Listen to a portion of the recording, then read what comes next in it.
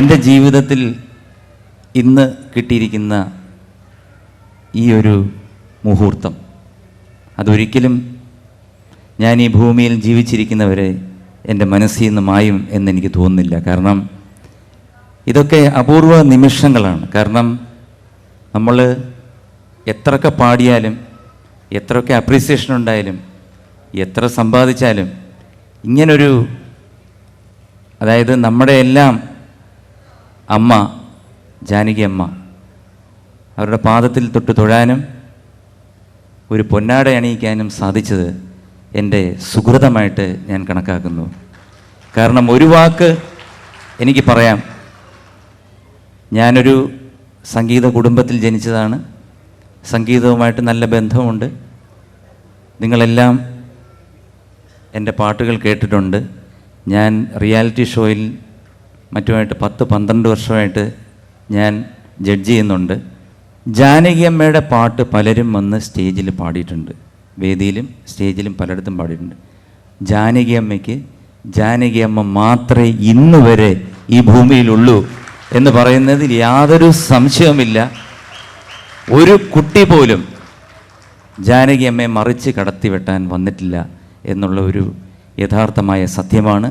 ആ സത്യത്തിൻ്റെ മുമ്പിൽ, ആ മാതാവിൻ്റെ മുമ്പിൽ, ആ മാതൃത്വത്തിൻ്റെ മുമ്പിൽ ഞാൻ സാഷ്ടാംഗം തലനമിക്കുകയാണ്. എന്നോട് എൻ്റെ പാട്ട് കൂടെ പിറന്നു. ഭഗവാൻ അങ്ങനെ എനിക്ക് ഒരു വരമായിട്ട് തന്നു. അത് എങ്ങനെ വന്നു, ഞാൻ എങ്ങനെ പാടും, എനിക്കൊന്നും അറിയില്ല. എനിക്കുള്ളിൽ പരമാത്മ പാടുന്നു. എല്ലാവർക്കും ഓരോ വിധമായിട്ട് ഭഗവാൻ തന്നെ അങ്ങനെ അനുഗ്രഹിക്കും. ആക്ടിംഗ് ആയാലും പാട്ടായാലും ഏതായാലും ഭഗവാന്റെ അനുഗ്രഹം അതങ്ങനെ ആ സുപ്രീം പവർ ഉള്ളിൽ ജോലി ചെയ്യും. നമുക്കൊന്നും അറിയില്ല. എനിക്ക് എന്തിനെന്ന് അറിയില്ല, മലയാളീസോട് ഒരു ബന്ധം ഏർപ്പെട്ടു പോയി. കഴിഞ്ഞ ജന്മത്തിൽ ഞാൻ മലയാളിയായിട്ട് പിറന്നിരിക്കും ഒരു പക്ഷേ.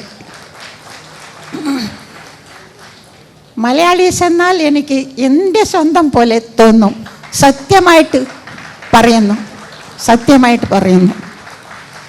അങ്ങനെ മലയാളീസ് കൂടെ എന്നെ വളർപ്പു മകളായിട്ട്, അഡാപ്റ്റിംഗ് ഡാറ്ററായിട്ട് എടുത്തു.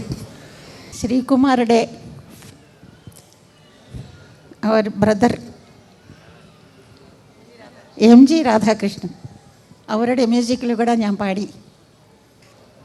അവരുടെ പാട്ട് ഓർമ്മയുണ്ടോ? നാഥ നീ വരും കാലൊച്ച കേട്ട്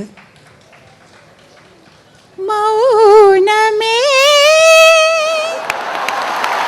നിറയും മൗനമേ.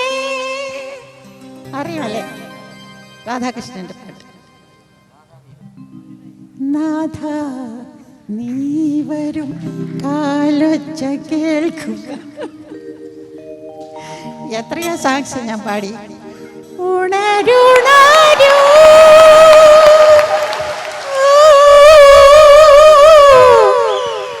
ഉണ്ണിപ്പൂവേ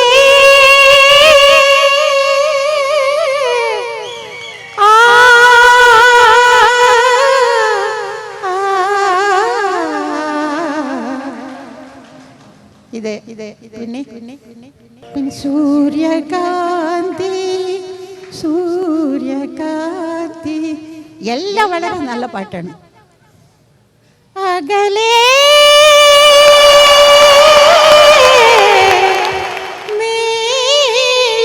നീലാകാശം, ഇങ്ങനെ എല്ലാ പാട്ടും.